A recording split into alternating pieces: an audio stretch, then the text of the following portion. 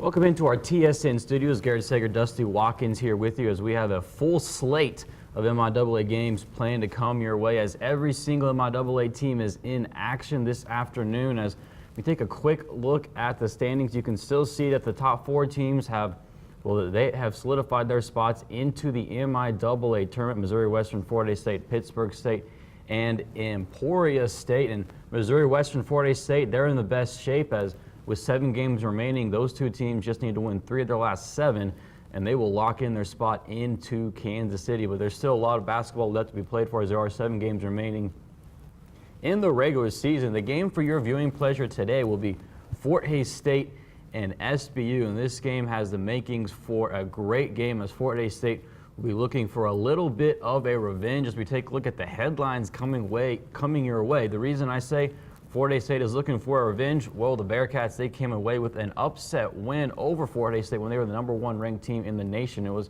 Fort Hays State's first loss on the year. Fort Hays State only led 16 seconds in that game. SBU has scored the most points against Fort Hays State this year. They had 5 in double figures in that game, which is more than any other team. And so, Dusty, when you look at this game, SBU beat Fort Hays State earlier this year.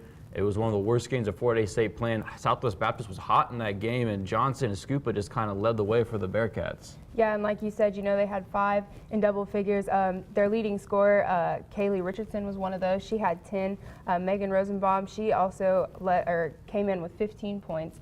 Those are their leading scorers. Only freshmen and sophomores. So if we want to win, we're going to have to put on a lock on those two. Now the Bearcats, they're a very young team. They're 7-8 in the MIAA, and they're one of those teams that are trying to sneak in. Maybe they can get a host site towards the game for the first round of the MIAA tournament. They got to win a couple more games before that happens. So let's take a look and let's meet our opponent, the Southwest Bearcats. They come in 12-9 overall, 7-8 in the MIAA. They are right now in that 8th spot within the conference. They're the fourth best scoring team within the MIAA. They're led in scoring by KAB Richardson, who averages 12.9 points per game, and they are 5-3 in their last 8 games. So they've had some struggles coming up, including losing their last game to Nebraska Kearney, in which Rosenbaum was the only player to have double figures when she scored 11. So this is a team that is coming in. They're not so great on the road. They just had a game up in Nebraska Kearney, which is about an hour and a half north here of Hays, so they're coming in on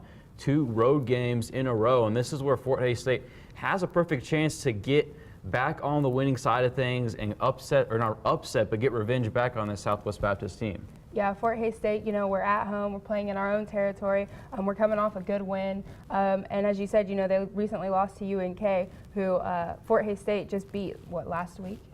Last week by 1, and it was close. Both those games against Nebraska Kearney have gone to overtime. Fort Hays State is 14-0, and if you want to take a look at things, SBU, when they beat Fort Hays State was on a two-game road span as well. So this is a perfect chance for Fort Hays State to kind of get things done. But they're going to be looking at this game as a revenge type thing. They'd have to keep pace with Missouri Western right now if they want to not only win the MIAA regular season title, but as well if they want to still have a chance to host the NCAA Central Region tournament in Hays once again. Yeah, like you said, we can't let 5 girls have double figures this game. We need to come out with our defense. And, our defense is key for Fort Hays State. We're really good at it. We're great at transition, scoring in that aspect. So, I just feel like they're going to have to come out, play their game, be confident. They actually did get their 100th win under Coach Hobson last game. So hopefully they can continue that for him. Yeah, and Fort Hays State knows how to force turnovers. They're averaging 20-plus turnovers a game in Gross Memorial Coliseum. They forced 18 in their game on Thursday against Central Missouri, and Central Missouri is a team that really does not turn the ball over that much. So that's good looking forward towards Fort Hays State. That, and also Fort Hays State, who is not a very good offensive team, shot the ball very well on Thursday. Yeah, we did, and Fort Hays State came out with a fire that, you don't normally see them with.